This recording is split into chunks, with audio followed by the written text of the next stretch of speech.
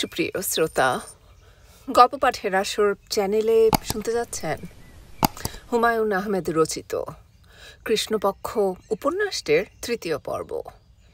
আমি ওয়ারা করিম, সাথে থাকুন।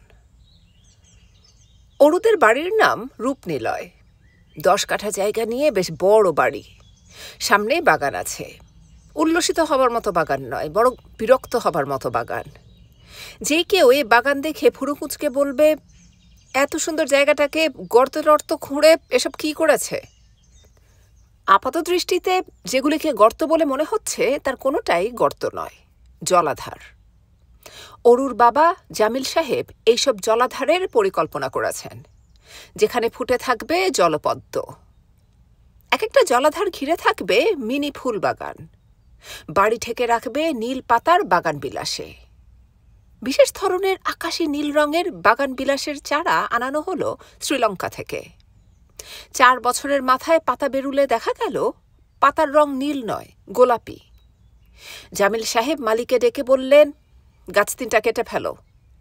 অরু বলল, সে কি বাবা, এত বড় গাছ কেটে ফেলবে? জামিল সাহেব ভারী গলায় বললেন, অবশ্যই কাটব।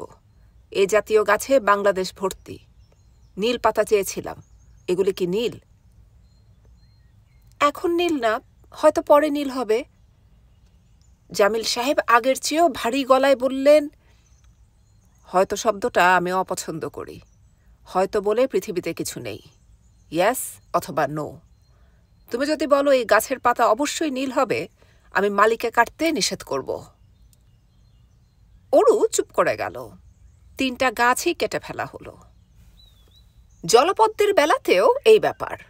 জলাধারে জলপদ্ম ফুটল না। বিশেষজ্ঞ হর্টিকালচারিস্ট বললেন, পানির গভীরতা কম বলেই পদ্ম ফুটছে না, আরো 2 ফুট গভীর করে দিন, তাহলেই হবে। জামিল সাহেব জলাধার আরো 2 ফুট গভীর করলেন, পদ্ম ফুটল না। হর্টিকালচারিস্টকে আবার ডেকে আনা হলো। তিনি বললেন, বেশি গভীর হয়ে গেছে। বেশি গভীর হয়েছে? জি, অবশ্যই বেশি গভীর হয়েছে। জলপদ্মের বিষয়ে আপনি জানেন তো? জানব না মানে, কি বলছেন আপনি? আমার ধারণা আপনি একজন মহামূর্খ। জলপদ্ম কেন, কোনো পদ্ম সম্পর্কেই আপনি কিছু জানেন না। যেহেতু এটা মূর্খের দেশ, সেহেতু করে খাচ্ছেন। আপনি দয়া করে বিদেয় হন। জলপদ্ম প্রজেক্ট বাতিল হয়ে গেল। জলাধারের চারপাশে মিনি বাগানের প্রজেক্টও বাতিল।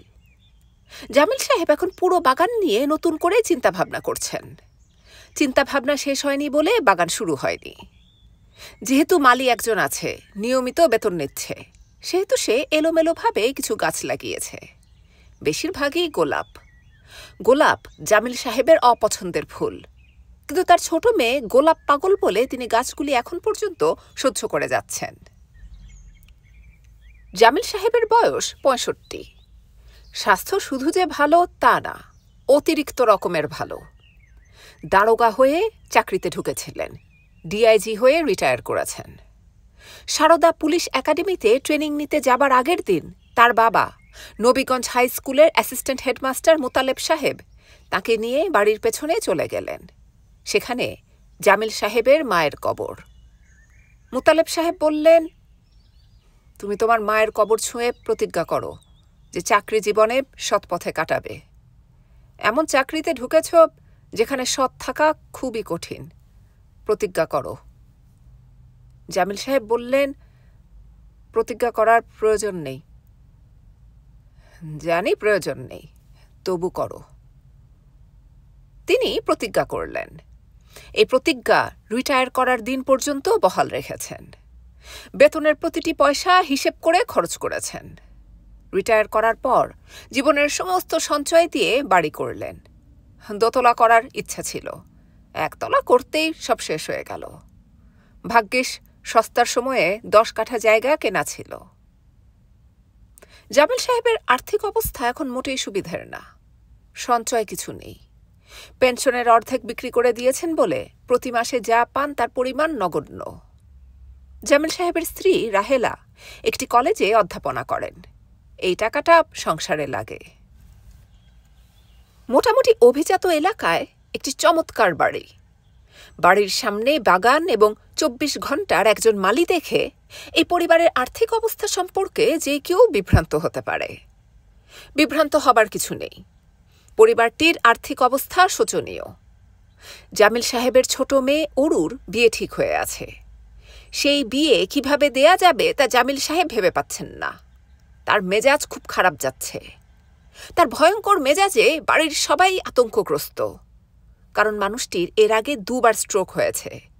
তৃতীয়বারের ধাক্কা সইতে না পারারই কথা। অরু রিকশা থেকে খুব ভয়ে ভয়ে নামল। বাসায় কি হচ্ছে কে জানে। ভয়ঙ্কর কিছু নিশ্চয়ই হচ্ছে, কিংবা হয়ে গেছে। বাবা খুব সম্ভব হাসপাতালে। মিরু তার ছোট বোনের গোপনে বিয়ে করার খবর বাবাকে দেবে, আর তিনি স্বাভাবিক থাকবেন এই আশা দুরাশা মাত্র। বাড়িতে কাল রাতে কি ঘটেছে তা অরু খুব ভালো কল্পনা করতে পারছে। আপা বিয়ে বাড়ি থেকে ফিরল রাত ৯টায়। মার সঙ্গে গল্প টল্প করে রাত ১০টায় ঘুমোতে গেল। তখন তার হাতে চিঠি পড়ল।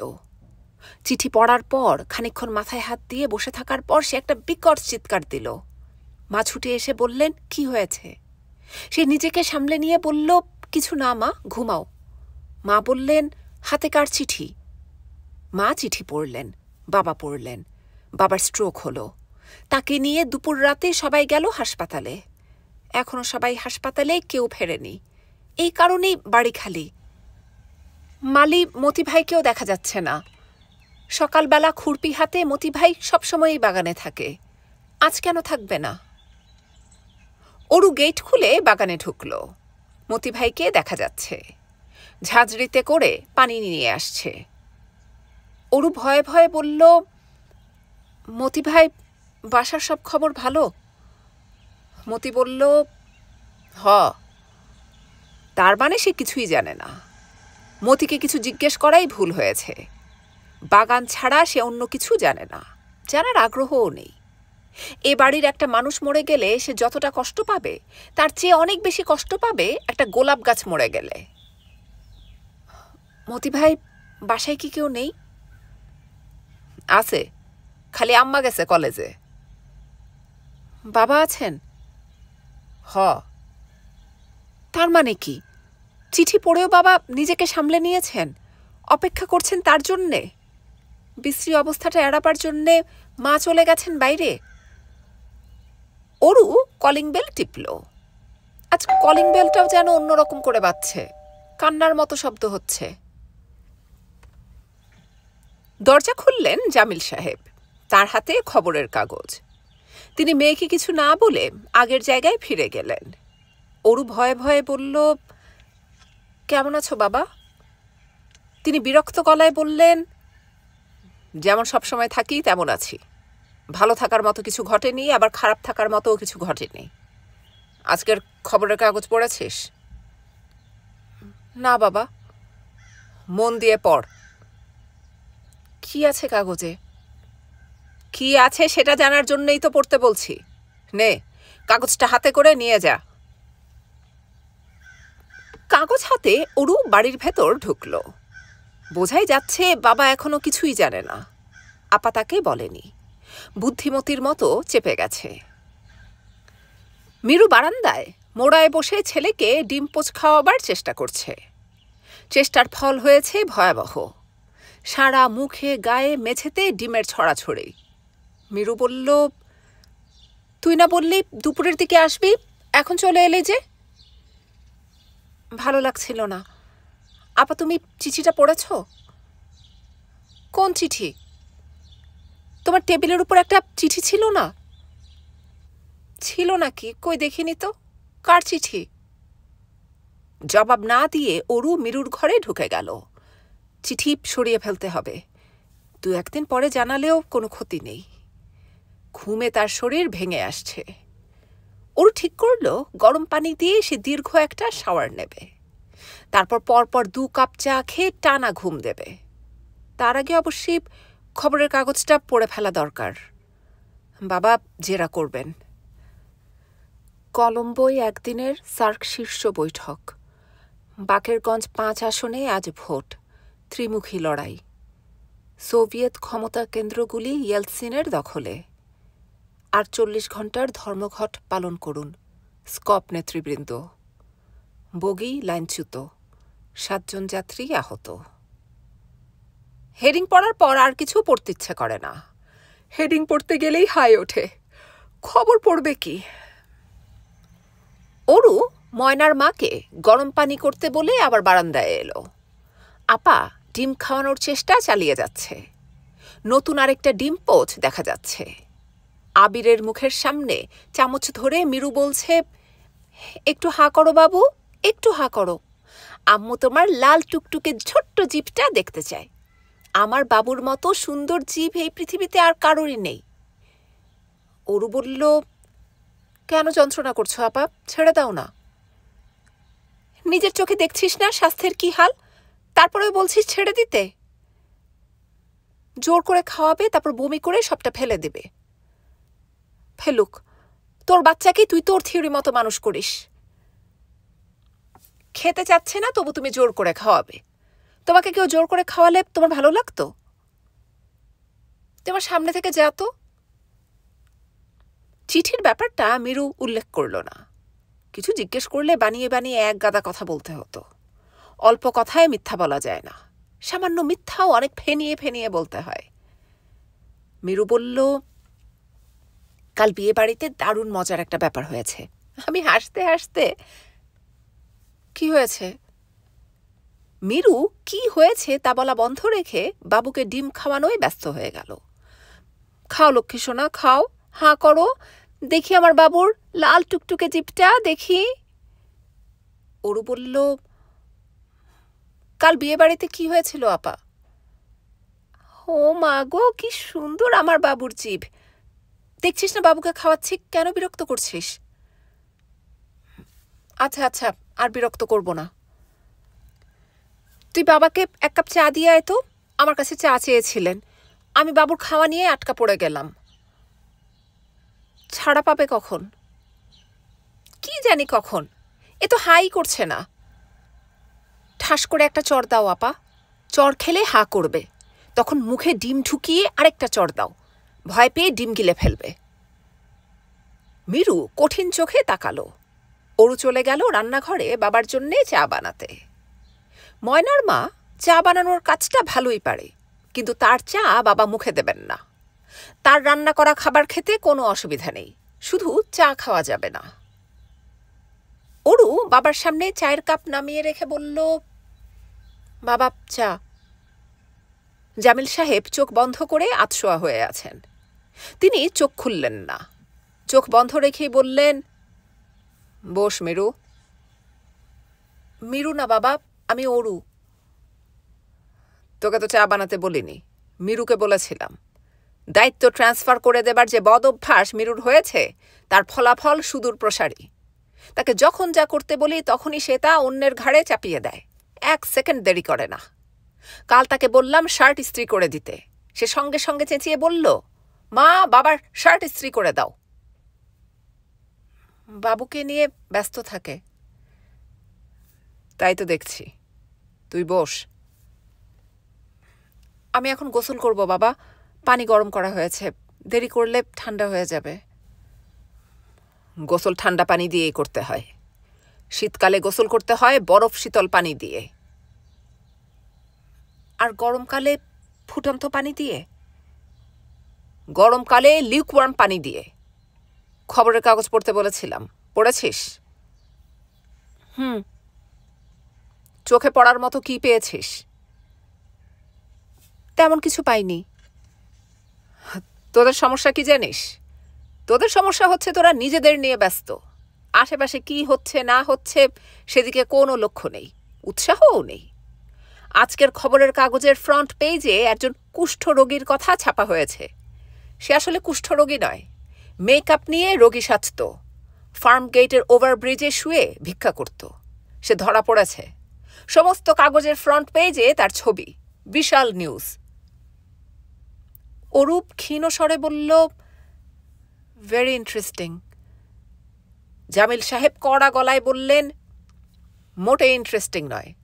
একজন অসহায় মানুষ রোগী সেজে মানুষকে ধোঁকা দিচ্ছে, সেই খবর দেশের সংবাদপত্রের প্রথম পৃষ্ঠার সংবাদ হতে পারে না। তা তো বটেই।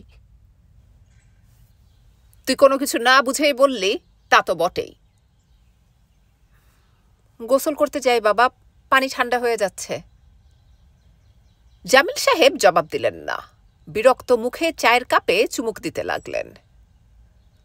অরু গোসল শেষ করে এসে দেখল বাবুর ডিম ভক্ষণ পর্ব শেষ হয়েছে। এখন চলছে দুধ পান পর্ব।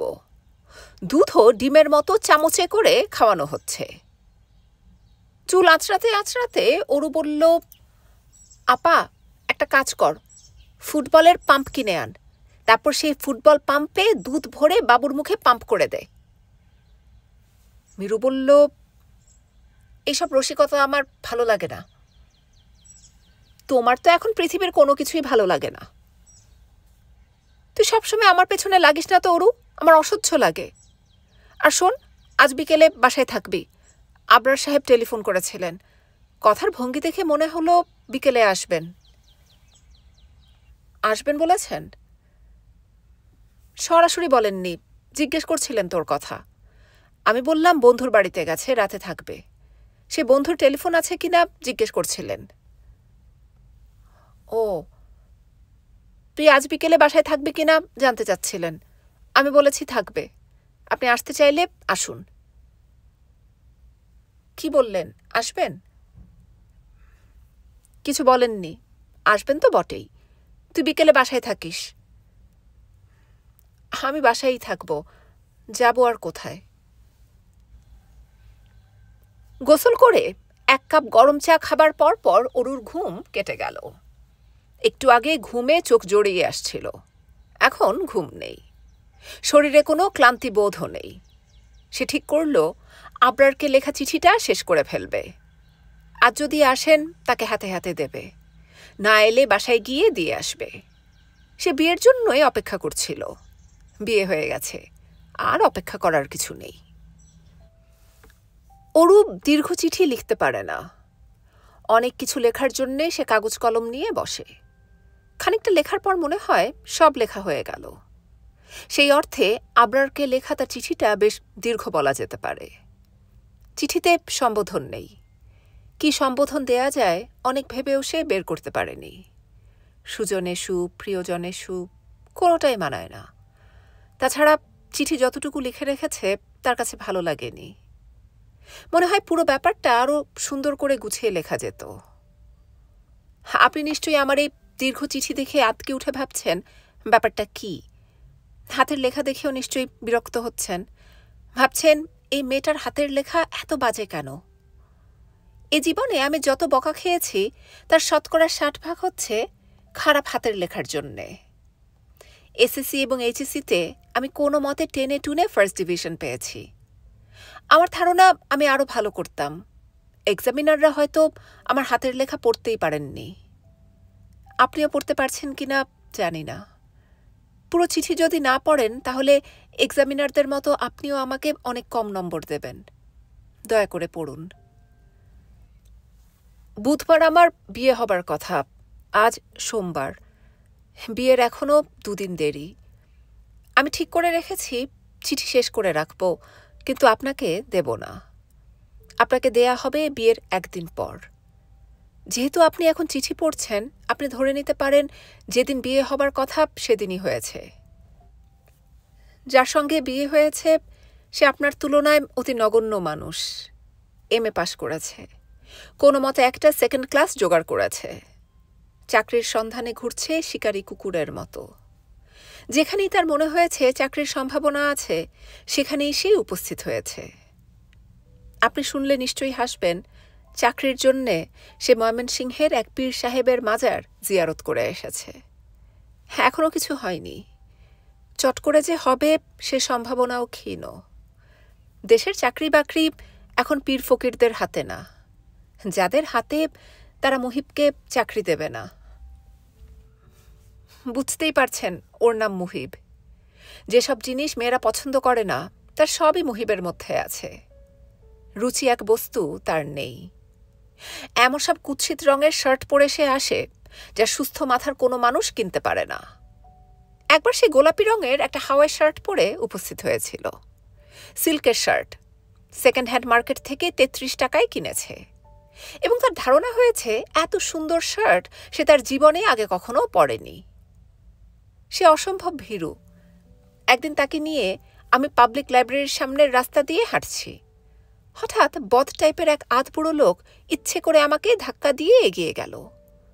আমি থমকে দাঁড়িয়ে বললাম, ওই বুড়োটাকে ডেকে জিজ্ঞেস করো তো কেন এটা করল।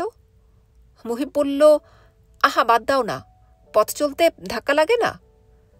আমি কঠিন গলায় বললাম, পথ চলতে ধাক্কা এটা নয়, তুমি এক্ষুনি গিয়ে বুড়োকে ধরে আনো। মুহিব সিগারেট ধরাতে ধরাতে বলল, আমি নাটক করতে পারবো না। বুড়ো যদি ইচ্ছে করে ধাক্কা দিয়েই থাকে তাহলে আমি এখন বললে তো ধাক্কা ফেরত চলে যাবে না। আমি বললাম, তা যাবে না, তবে সে সাবধান হবে।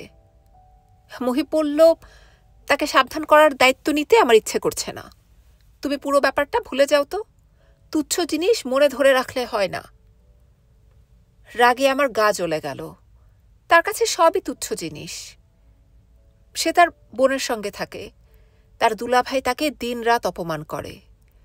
অপমানের দু একটা নমুনা শুনে আমার মাথায় আগুন ধরে গেছে।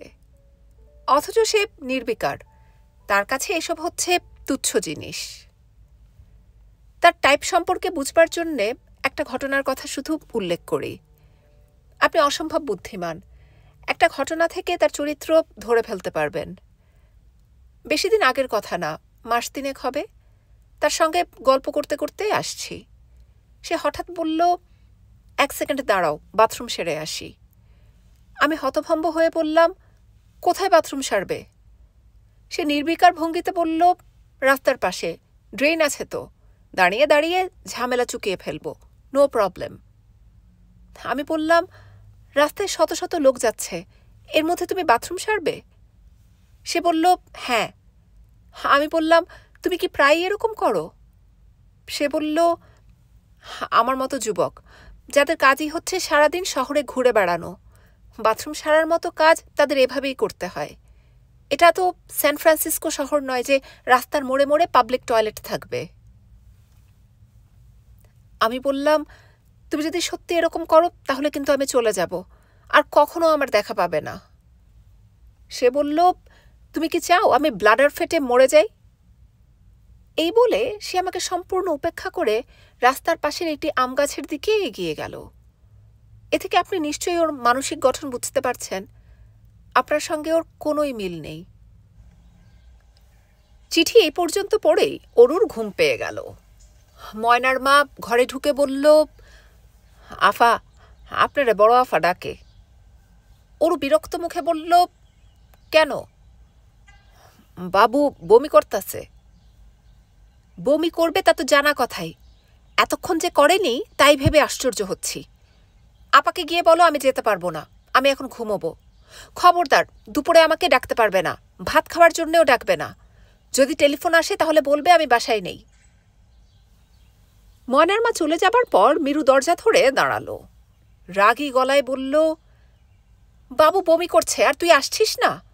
তুই তো দিন দিন অমানুষ হয়ে যাচ্ছিস অরু।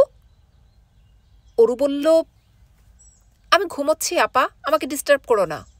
বমি করে বাবুর পেট খালি হয়ে গেছে, ওকে আবার দুধ ডিম খাওয়াও। তুই এমন হয়ে যাচ্ছিস কেন? কেমন হয়ে যাচ্ছে? একজন ইনসেনসিটিভ মানুষ, দয়া মায়া নেই। আমার দয়া মায়া দেখানো ঠিক হবে না আপা। আমি দয়া মায়া দেখাতে গেলেই সবাই বলবে মায়ের চেয়ে মাসির দরদ বেশি। এটা ঠিক হবে না। তোর দুলাভাই তোকে গত মাসে চিঠি লিখেছে, তুই জবাব দিয়েছিস? না। না কেন? সবাইকে কি চিঠি লিখতে ইচ্ছে করে? চিঠি লেখা যায় খুব সিলেক্টেড কজনকে, দুলাভাই তার মধ্যে পড়ে না। মিরু রাগ করে চলে গেল। অরু আবরারকে লেখা চিঠিটা আবার পড়ল। পছন্দ হলো না, আরো গুছিয়ে লিখতে হবে। হাতের লেখাও ভালো হয়নি, লাইন টানা কাগজে লিখতে হবে। ঘুমে চোখ জড়িয়ে আসছে। ঘুম ঘুম অবস্থায় লেখা চিঠিগুলো সুন্দর হয়, কেমন করে যেন চিঠিতে কিছু স্বপ্ন ভাব চলে আসে। অরু খাতা নিয়ে উপর হলো, পায়ের উপর চাদর ছড়িয়ে দিল। জানালা দিয়ে রোদ এসে গায়ে পড়েছে, খুব আরাম লাগছে।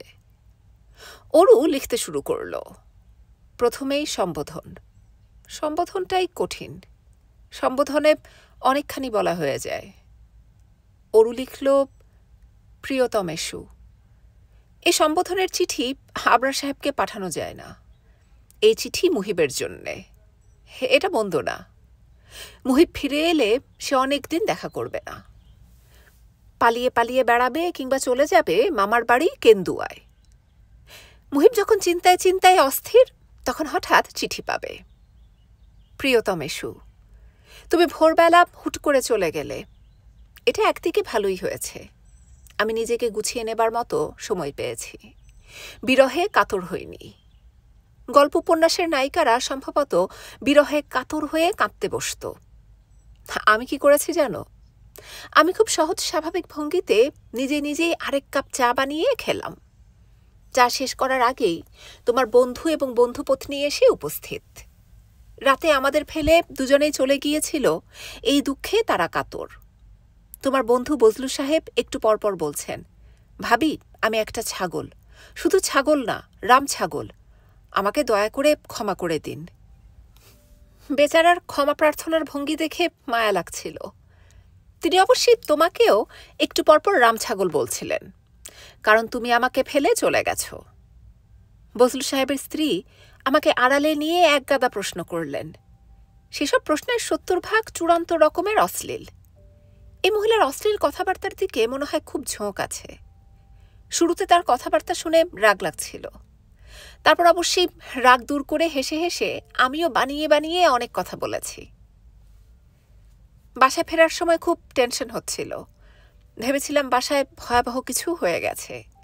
বাবার হার্টের অসুখ, তার মাইল্ড স্ট্রোক জাতীয় কিছু হয়ে যাওয়া বিচিত্র না, হবার সম্ভাবনাও অনেকখানি।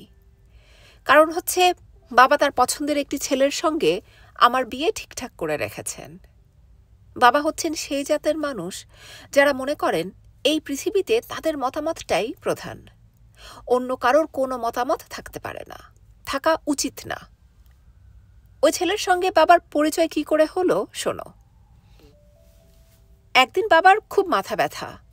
তিনি প্যারাসিটামল কেনার জন্যে একটা ফার্মাসিতে গেলেন। 10 টাকার প্যারাসিটামল কিনে মানিব্যাগের জন্যে পকেটে হাত দিয়ে দেখলেন মানিব্যাগ আনেননি। বাবা বললেন, টাকা আনতে ভুলে গেছি, পরে এসে টাকা দিয়ে নিয়ে যাব। দোকানদার বলল, আচ্ছা। সে ওষুধ তুলে রাখল। দোকানে বসা অল্প বয়স্ক একটা ছেলে বলল, রমিজ মিয়া, ওষুধ দিয়ে দিন। ছেলেটা বাবার দিকে তাকিয়ে বলল, আপনি আবার যখন আসবেন তখন টাকা দিয়ে যাবেন। বাবা বললেন, তার প্রয়োজন নেই, আমি টাকা দিয়ে ওষুধ নেব। আপনার ভদ্রতার জন্যে ধন্যবাদ। এই ভদ্রতা কি আপনি সবার সঙ্গে করেন? ছেলেটি বলল, জি না, আপনি 10 টাকার ওষুধ কিনেছেন বলে শুধু ভদ্রতাটুকু করতে পারছি। 1000 টাকার ওষুধ কিনলে করতে পারতাম না। তার কারণও আছে। একবার একটা লোক 200 টাকার ওষুধ কিনে বলল, টাকা আনতে ভুলে গেছি, এক্ষুনি টাকা এনে দিচ্ছি। সেই এক্ষুনি এখনও শেষ হয়নি, 3 মাস হয়ে গেল। বাবা বাড়ি থেকে টাকা নিয়ে গেলেন, ওষুধ কিনলেন।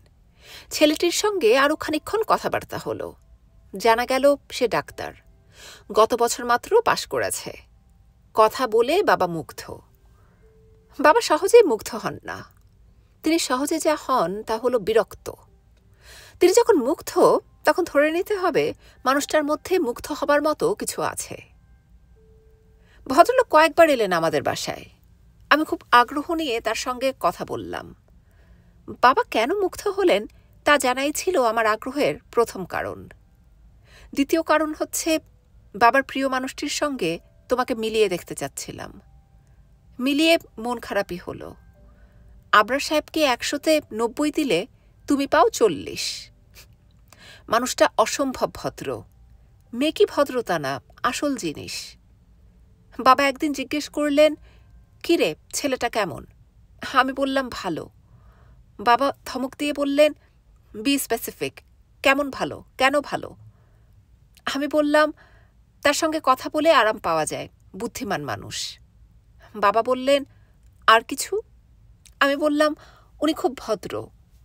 বাবা আবার বললেন, আর কিছু? আমি বললাম, মনে পড়ছে না বাবা। বাবা বললেন, তার খারাপ কোনো দিক চোখে পড়েছে? আমি বললাম, উনি খানিকটা ফর্মাল। বাবা বললেন, ইনফর্মাল হবার মতো পরিচয় তো হয়নি যে ইনফর্মাল হবে। এছাড়া আর কোনো পয়েন্ট আছে? আমি বললাম, ওনার মধ্যে এক ধরনের কাঠিন্য আছে। বাবা বললেন, কাঠিন্য মানে?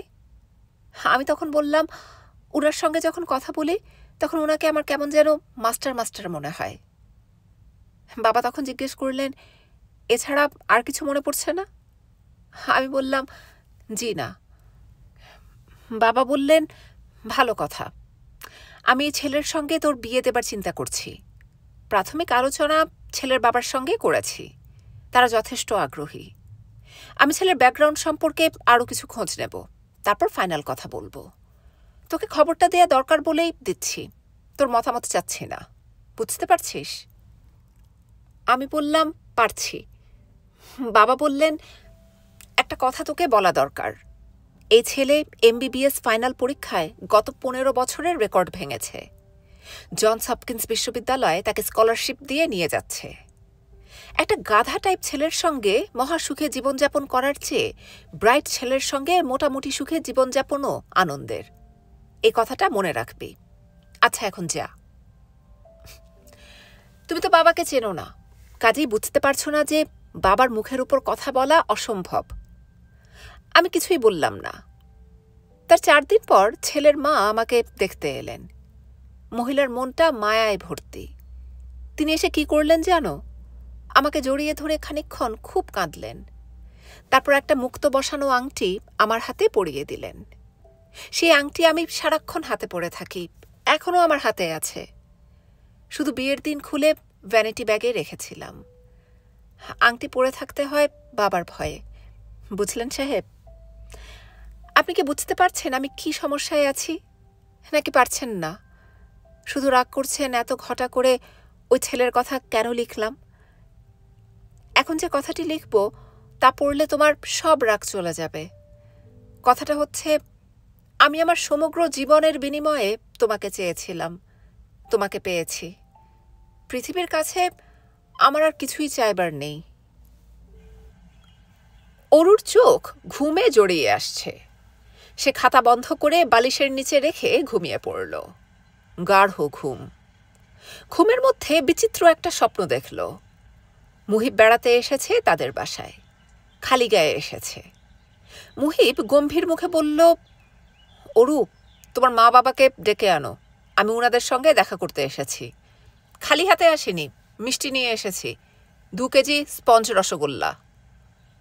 অরু বলল, তুমি খালি গায়ে এলে?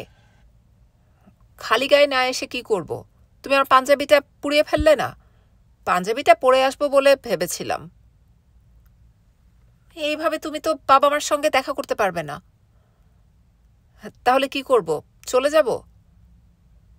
না, চলে যাবে কেন? আমার ঘরে চুপচাপ বসে থাকো, আমি তোমার জন্য চট করে একটা পাঞ্জাবি বানিয়ে দিই।